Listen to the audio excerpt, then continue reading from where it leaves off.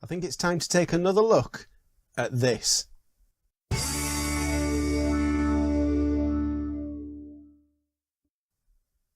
Hi everyone, thanks for joining me for another video.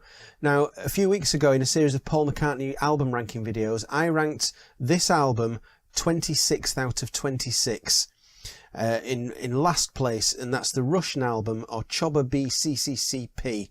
And I thought I would have a look at whether or not I was being entirely fair in that video.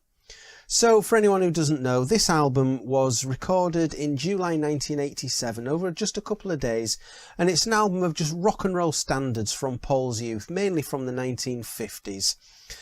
He recorded it with a group of session musicians over that couple of days, and he was persuaded to release it exclusively for the Russian market. And at that point, rock and roll music was still really difficult to come by for the Russians, so Paul regarded it really as a gift for them.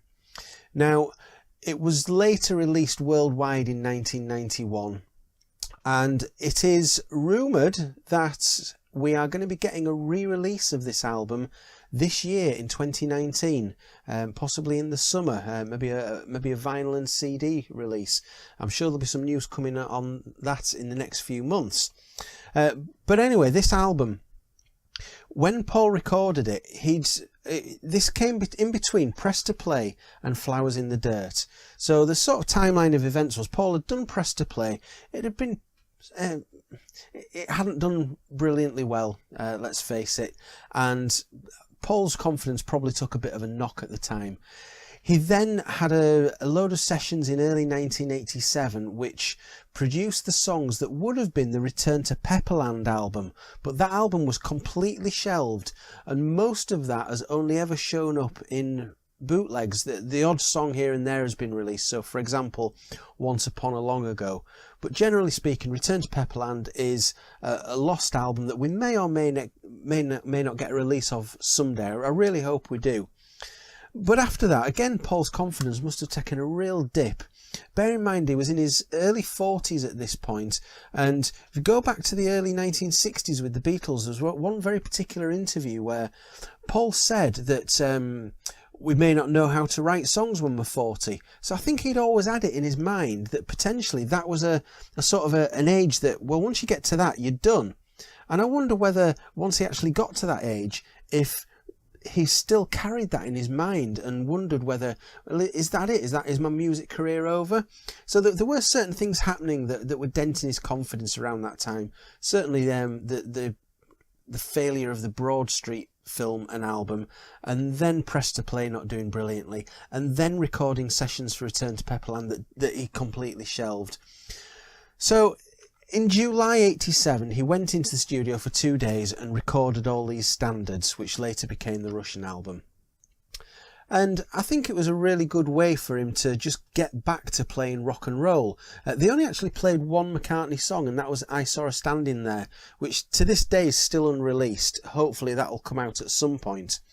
But I think Paul maybe needed those couple of days and the release that he got from this, and the sort of appreciation from the Russian market, that he was still valid and that he still had something that he could offer.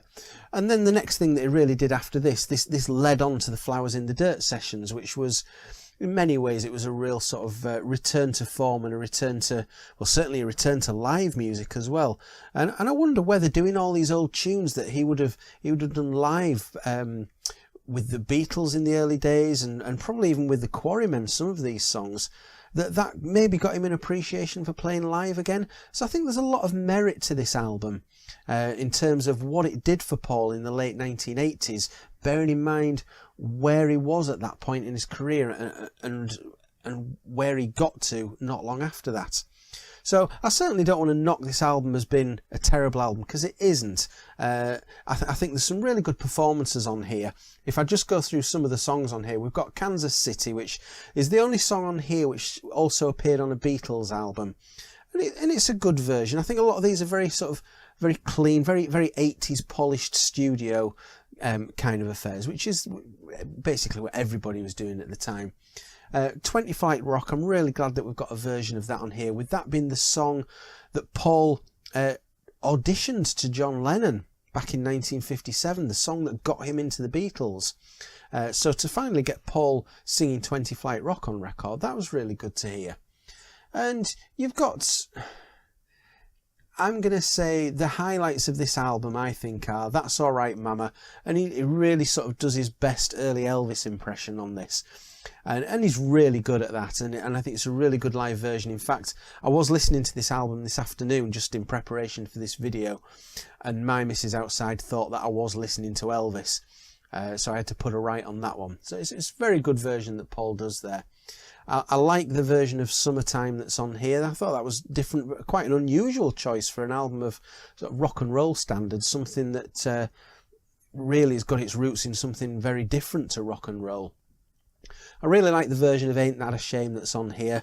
It's not as good as the version that he did later on on the Put It There documentary that accompanied Flowers in the Dirt. That version absolutely rocked, but he does a really good version of that on here, a very confident sounding from him and all the band there, and there's a lot of energy. I like Cracking Up, and Just Because is probably, I think, the highlight of the album for me is his version of Just Because that's on there. He's really hamming it up and really enjoying himself, and you can tell. I probably would have liked it if the album had finished there, to be honest, because we've got Midnight Special to close the album.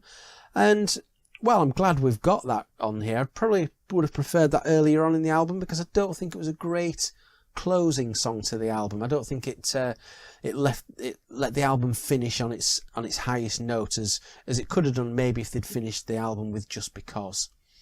But I did put this in the last place in my rankings, as I said a few weeks ago, and it was a choice really between this or Give My Regards to Broad Street, and in the end I went with this because, as I said at the time, there's no original McCartney songs on here, and at least you have got 2 or 3 brand new McCartney songs on the Broad Street album, as well as plenty of others of his.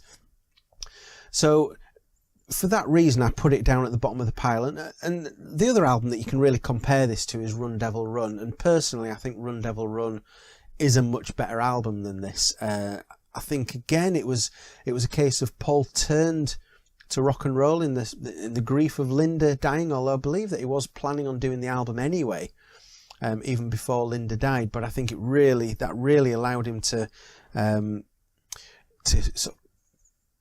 do what he did best, those old rock and roll standards. And I think he does do them slightly better on that album. So in terms of me putting this in last place, I think it probably was fair. I could argue a point for Broad Street, but I just wanted to say I do like this album. I listened to it this afternoon, as I said, and I really enjoyed it again. And if the rumours are to be believed that this is going to be coming out in about 4 months' time as a reissue, like he's been reissuing certain other albums like Wings Greatest and Thrillington as a vinyl release, then I'll certainly be getting that ordered and buying that straight away when it comes out, because it'd be good to have. But yeah, I probably think I was being fair in putting this in last place, but certainly it's a worthwhile album to have, and I do enjoy listening to it. I'd also like to know what you think about this album. Do you think that this is better or worse than Run Devil Run? Do you think that this is better than some of his studio albums, perhaps? I'd love to hear from you on that. Thank you very much for watching. That's my thoughts on CHOBA B CCCP. Thank you. Bye bye.